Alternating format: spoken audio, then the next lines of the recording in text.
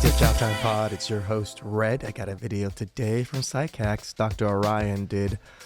Where do players come from? Do nice guys turn into players? Damn right they do. Please like and subscribe down below. I'd really appreciate that. Let's get to that chow. It's chow time. I'm Dr. Orion Taraban, and this is Psychax, Better Living Through Psychology. And the topic of today's short talk is, where do players come from? So the myth of the natural is just that. It's a myth. There are very, very few men who are naturally confident with women. Very, very few men effortlessly attract women. How do I know this? Because in every other domain of life, nothing requires more effort than seeming effortless. So why would success with women be any different? The fact of the matter is that enjoying optionality with women requires a significant amount of skill. And while some men's natural talents will dovetail nicely with this particular skill set, which will help to explain the variance in outcomes we observe, a skill set remains, at the end of the day, a suite of behaviors that can be learned. So if men who enjoy significant success with women are not born but made, the question becomes, how does this occur? Ooh. What are the circumstances that... It's when they get torn to shreds by women, getting taken advantage by women constantly. And that happens. That's one way. Or they've always been pretty good looking. And they've always had charisma. So they've always had women kind of around them. So, it's easy for them to become a fuckboy that way too. So. That motivate men to invest the time, energy, and money necessary to acquire this skill set. Mm-hmm. In general, players are nice guys who got hurt one too many times and decided to do something about it. Players are almost always former nice guys and often former romantics, which, as I've discussed many times on this channel, is an attitude toward life that always ends in tragedy. Ouch. And it's only the intense pain associated with these experiences that serves as sufficient motivation to master a skill set that almost by definition demands the learner undergo a substantial amount of personal rejection.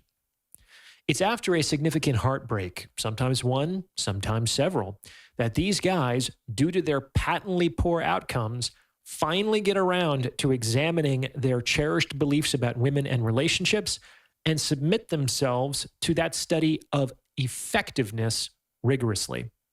The concept of effectiveness is key, as these guys are tired of not getting what they want. And what works. This is how people get red pilled.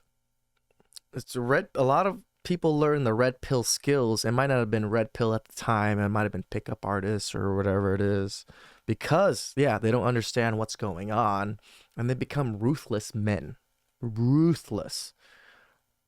I am somewhat that way, right? When I was first dating after high school, because I didn't date in high school because, Asian parents said no dating. So, and it was tough. Like, I got ran over pretty easily. I was the nice guy. I was a dick, but to women, I was nice, too nice. And then I got married. And then 12 years of marriage afterwards, the dating market just changed. It completely changed. Again, sleeping with women on the first date was not a thing back in my day when I first started dating. And then when I started dating now, I didn't start dating until after I got into red pill. So I learned a lot of red pill skills. I learned a lot of, not caring, all these types of things. And I had much more success. And a lot more women were after me. Where I think when I was younger, these women were just nice women to be around with. I don't think they were after me like some of the women that are now, which is that player mentality, that player skill set to use against women. I'm not saying it's a good thing. I'm not saying it's a bad thing. It's a skill set that people need to learn, that men need to learn. They can either use it to excess or use it to find the person that they want. Some people use it to excess. When I first started dating again, I used it a little bit excess, and I didn't enjoy it. So I use it just to to find a particular woman.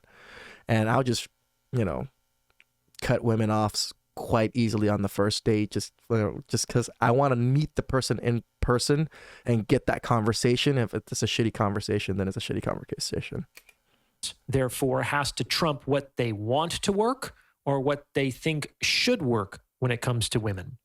It's actually a fairly scientific mindset, and we can think of players as applied behavioral scientists who study the mating and dating behavior of women. That makes sense. And like science, he's making figure players sound so scientific and nerds. it is best practiced with a kind of value neutrality, because both players and scientists understand that reality has no obligation to conform to our beliefs about how reality should operate. One of my all-time favorite movies is the best cinematic example I know of this phenomenon. If people know of the Hong Kong film director Wong Kar-wai, they are probably familiar with what is generally considered his masterpiece, In the Mood for Love. It is currently ranked 5th on the Sight and Sound Critics poll of the greatest movies of all time. Damn. People love this movie, and to be fair, it is a really excellent film. However, even fans of this movie sometimes don't know that Wong made a sequel to this film called 2046, which, in my opinion, is even better. Like its title suggests, In the Mood for Love is like a case study of a mood, a particular moment of life. It's brilliant, but it's also kind of simple. 2046, on the other hand, is much more complex and, to my mind, more honest. If In the Mood for Love is a still life, then 2046 is a symbolic allegory. Highly recommended. Now, before I don't even know what a symbolic allegory is, Doc. You're going above my head. I might have to look that up. Before I go any further to explain what this has to do with where players come from, if you're liking what you're hearing, please consider sending this video to someone who might benefit from its message, because it's word of mouth referrals like this that really help to make the channel grow. And you can also hit the super thanks button. It's in the lower right-hand corner beneath the video, those 3 little dots, and tip me in proportion to the value you feel you've received from this episode. Your support goes a long way, and I really appreciate it. In any case, I feel comfortable discussing the main plot points of these movies because the artistry of the films is such that even if you know exactly what happens, they are still worth watching. In the Mood for Love, Tony Leung plays a man named Chow, who is married to a woman to whom he is faithful and devoted. However, about a third of the way through the movie, he learns that his wife is having an affair with his next-door neighbor's husband. The two of them, Chow and his female neighbor, Su Li Chen, kind of figure this out at the same time. And this creates an opportunity for the two to commiserate with each other as they find themselves in the strange situation of knowing that their spouses are cheating on them with each other. Over time, Chow ends up falling in love with Su Li Chen. That makes sense. And this doesn't work out well for him either, because we learn that she decides that she would rather remain faithful to her faithless husband than start a new life with Chow. This is a real kick in the teeth for Chow, as he is functionally cucked twice by the same man, whom we never see on camera.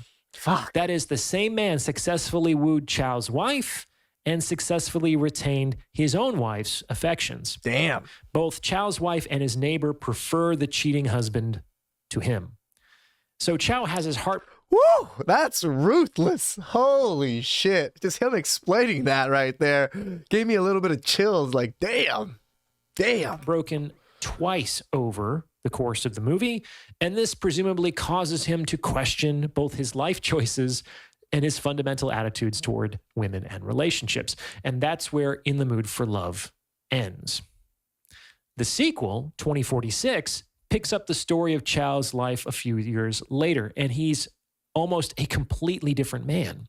He's grown this little like Clark Gable mustache. He dresses really slick, and he, as he confesses in the opening voiceover narration, he has a lot of one-night stands. But hey, nothing lasts forever anyway. And this, of course, is the attitude of a man who has been significantly betrayed by women. He thought he could trust his wife's commitment in marriage. He couldn't. He thought he could trust a woman's receptivity to his sincere love and affection. He couldn't. So rather than have his heart broken again, He embraces a world of temporary relationships and superficial interactions because, hey, at least you can get some pleasure here for a while, and maybe that's the best we can really hope for in life. Damn. You see this attitude most That's Western society right there. Western society right there. clearly in Chow's relationship with Bai Ling, played by the beautiful Zhang Ziyi, who incidentally was Jen in Crouching Tiger, Hidden Dragon. You know how much I love that movie. In one scene, he discusses his pragmatic views of relationships with her, namely that people just tend to borrow each other for a while. And that makes sense. He used to believe in marriage. Turns out his wife was just borrowing him for a while. Mm-hmm. He used to believe in love. She ain't yours. It's just your turn. That's what we say in the space, right? Turns out his neighbor was just borrowing him for a while. We can get mad, we can get sad, or we can accept that this is how it is. Mm-hmm. We just sort of use each other until we don't. And that is correct. That is the nature of things. And it's this indifference to the ephemerality of relationships that tends to characterize most players, and that helps Chow pass through a series of gorgeous lovers. That said, at the end of the day, this is a reactive position. It's a defensive posture that more or less protects the individual from falling back into the fallacies that leave him vulnerable to pain and betrayal. Yep, I live this. Like, I 100% agree. It's very hard for me to commit to another woman now. Like, even if I find someone that I'm like, oh, I kind of want to keep dating them for a little bit, it's so fucking hard for me to find a reason to say, yeah, I want to do that. You know, like, there's slight reason, but there's so many more reasons in my head not to continue this relationship or continue these dates or continue with this particular person. Even though I got like a couple, like some strong, good reasons to keep going, my mind just from the past of just what I've been through is just like, nah, you're setting yourself up. You're setting yourself up. So it's very hard, I admit. But it's also a good way to vet women, in my opinion, because I'm not falling for women constantly. I'm constantly, like, let's say, like, looking into their soul. And we know this is a defensive posture for Chow because we see occasional cracks in the facade. For instance, he plays it so cool with the fiery Bai Ling that she ends up falling in love with him and offers him a committed relationship. Now, I believe that Chow fell in love with Bai too, at least to a certain extent, but his player code, his defensive posture, clearly forbade him from going down that path. And in that scene, he is like shaking with self-restraint. Like it takes every ounce of his strength to go against his emotions and tell Bai to get lost. He knows that he will lose Bai by doing so, but he also knows that he will lose himself if he doesn't. One of the many Fuck. Doc is giving me chills today. He's just giving me chills of all the things he's saying and just literally hitting home for me. meanings of 2046 in the film is that it is the title of a science fiction story that Chow is writing about a man who tries to escape from a city where time stands still.